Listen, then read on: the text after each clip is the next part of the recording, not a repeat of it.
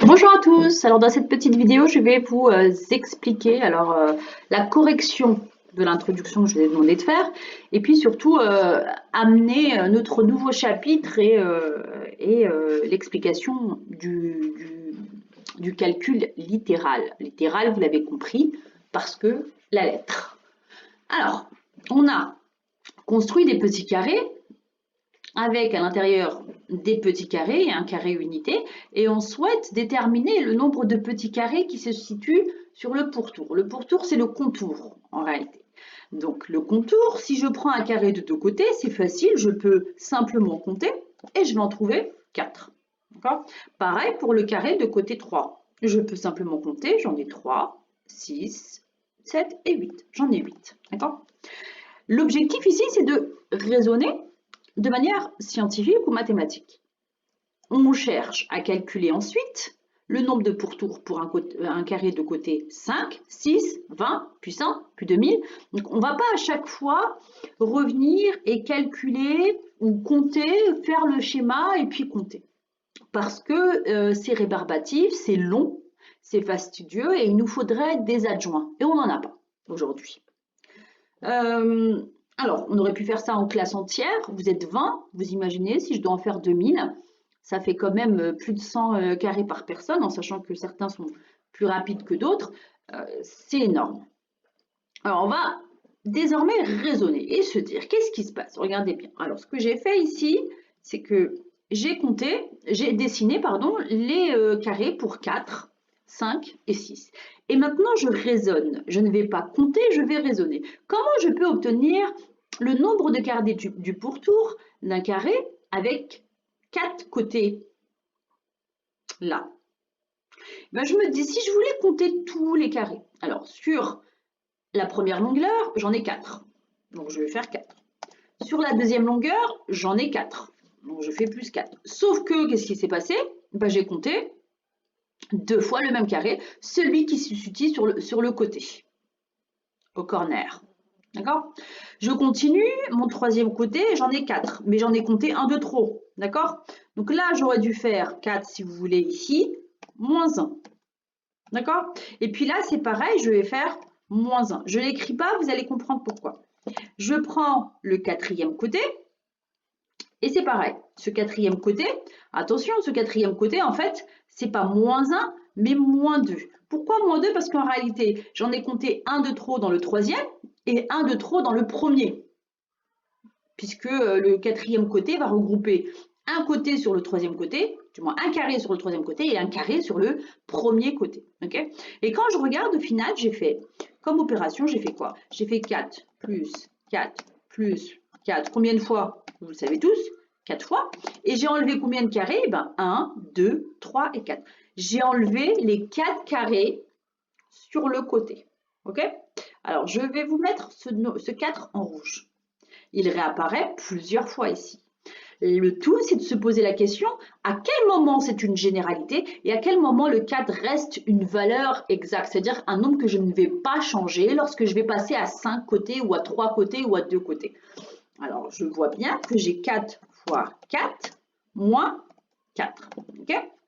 Donc, je me dis quoi? Alors, je vais faire ça joliment. Voilà ce que j'obtiens. Alors, je peux faire le calcul et ça me fait 4 fois 4, 16. Attention, la multiplication étant prioritaire, je n'ai pas besoin de mettre des parenthèses. 16 moins 4, ça fait bien 12. Je compte 1, 2, 3, 4, 5, 6, 7, 8, 9, 10, 11 et 12. Donc, j'ai bien 12 côtés. Très bien. Alors, j'ai calculé plus haut le nombre de côtés pour 2 et pour 3. Et je vais vérifier si j'obtiens bien une règle mathématique avec ce 4 fois 4 moins 4. Qu'est-ce que je pourrais faire? Je vais faire 4 fois 2, parce que 4, c'est le nombre de côtés. Ce n'est pas le nombre de carrés. Moins 4. J'étente. Pourquoi moins 4? Parce qu'en fait, dans mon carré où j'en ai 2, quel que soit mon carré d'ailleurs, j'ai toujours 4 côtés sur le corner, d'accord? Sur le coin, d'accord? Et je vérifie. Est-ce que là, de la même manière, je vais bien obtenir la même chose? Alors, je ne mets pas lui égal parce que c'est un point d'interrogation que j'ai là. Je vais tenter. Je vais faire 4 fois 3. J'ai toujours 4 côtés dans mon carré, mais dans chaque côté, j'ai 3 carrés. Et je vais enlever les 4 coins. Et je regarde si ça fonctionne. 4 fois 2, pardon, 4 fois 3, 12, moins 4. 12 moins 4, ça fait bien 8. Ah, j'obtiens bien ça.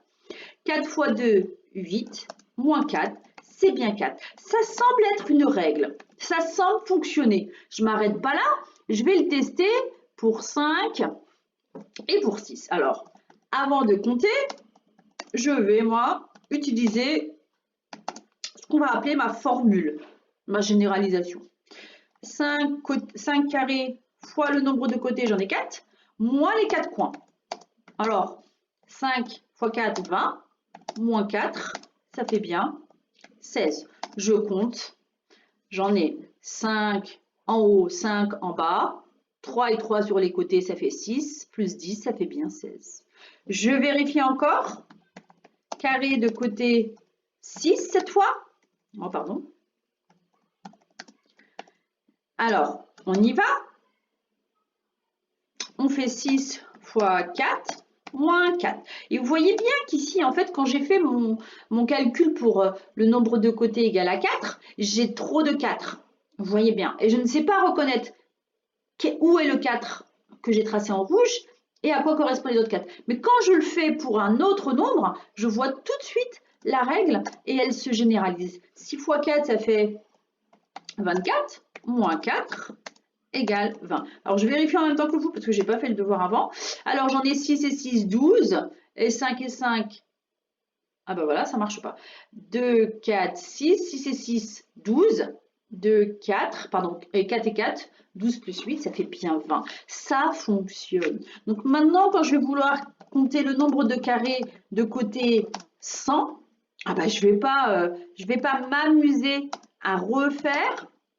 D'accord, un carré avec 100 côtés et à compter, je sais que ça va être 100, attention, fois 4, moins 4. C'est donc égal à 100, 400, moins 4. Alors, vous pouvez le faire si ça vous amuse et si vous avez le temps. Vous pouvez le faire et vérifier. Mais vous pouvez le faire avec 7, avec 8, avec 9, avec 10 et vous verrez que c'est une règle. Attention, nous ne l'avons pas démontré.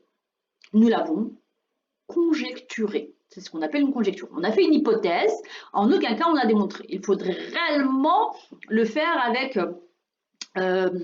une généralité. Bah alors comment on va le faire avec une généralité en réalité? Ou comment on va écrire cette règle? Eh bien, j'ai simplement à te dire que si tu veux compter le nombre de carrés contenu dans le pourtour, ce sera égal à quoi? Au nombre de côtés,